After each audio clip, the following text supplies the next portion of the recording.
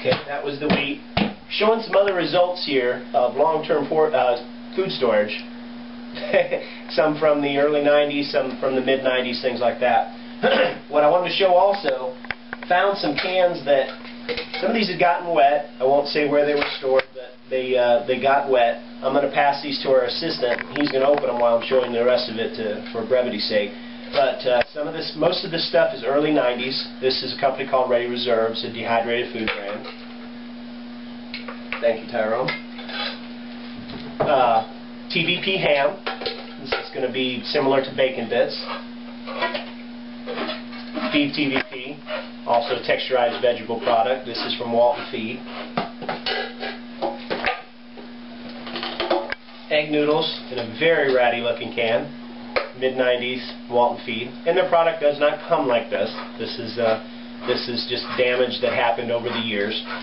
The point of this is to show you some of the worst of the stuff, how it's been stored and things like that, how it will keep over the years. And then last but not least, some lentils packed from JRH Enterprises in 1998, also in number 10 cans. While he's opening those, I'll show you the rest of these buckets. And again, this is stuff that was not packed with mylar liners or oxygen absorbers, because at the time period you couldn't really find that stuff.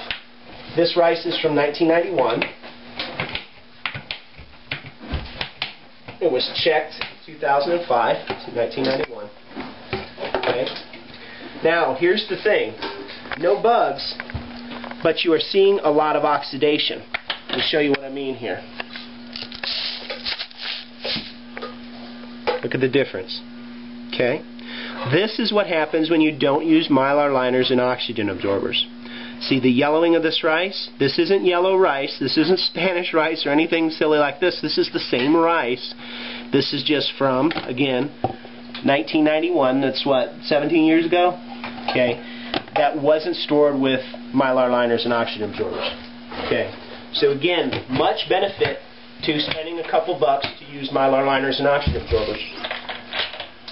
Here is some Bisquick mix from 1998.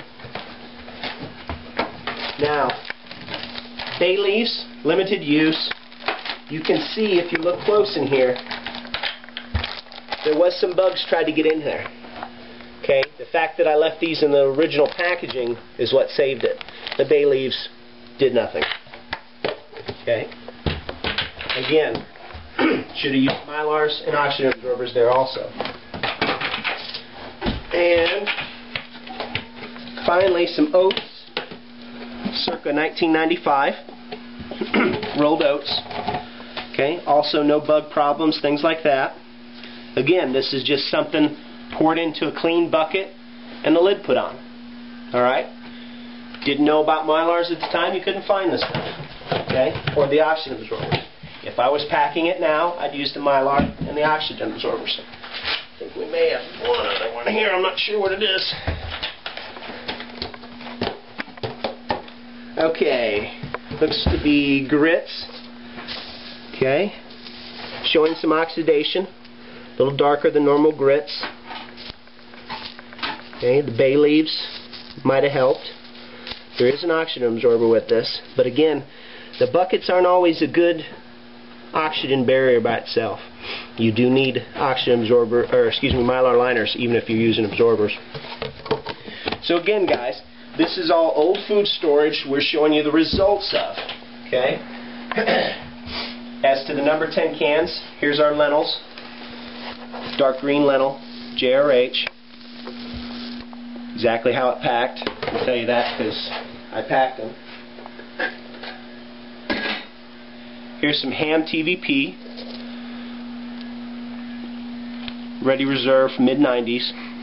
I won't smack on it too long. Okay. Again, the TVP is a texturized vegetable protein. It's a meat substitute. Beef TVP product from Walton Feed. Also mid-90s. Small oxygen absorber. Okay. No deterioration of the product there also. What's interesting to note is the Ready Reserve you didn't see an oxygen absorber with. Some of the older companies like them still use, or I don't know if they still use, but they did up to that point, a nitrogen flush. Alright?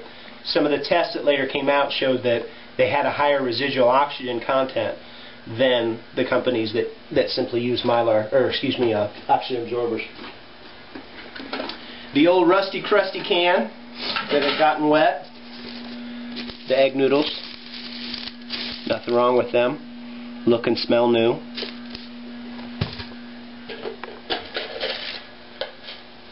Vegetable stew blend, ready reserve product, again, early 90s. Potatoes. Can you hand me a plate there, Tyrone? Pour some of this out on the thing so folks can see it. This is how dehydrated food comes if you haven't ever seen it. You know, good thing to show here. Okay. Got some MREs here. Wanted to show you these. If you can zoom in, I don't know if you can see this. Chunky chicken breast strips. This would have been from, I believe, 01 or 02. Okay.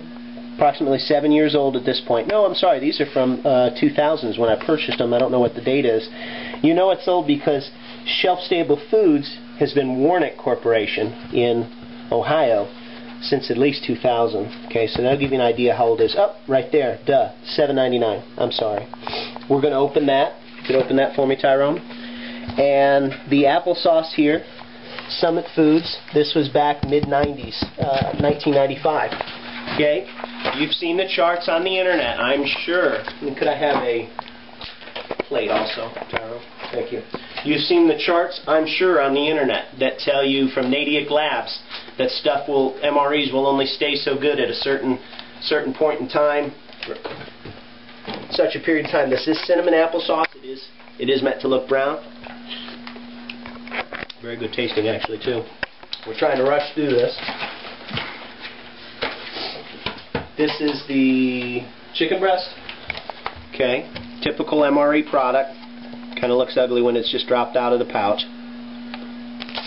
Again, this is almost 10 years old. Here's the news for you guys. This was all stored at high heat temperatures in a metal outside building. Nothing was in air-conditioned, climate-controlled environments. Your food is going to last a lot longer than commercial companies would have you to believe, and what most folks on the internet will tell you. How do I know this? I've been storing food since 1987. Okay, some of this I packed myself, some of it I purchased.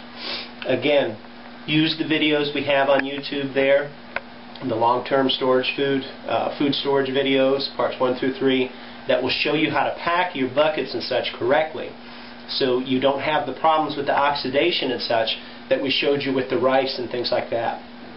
Where are we at in time? 8.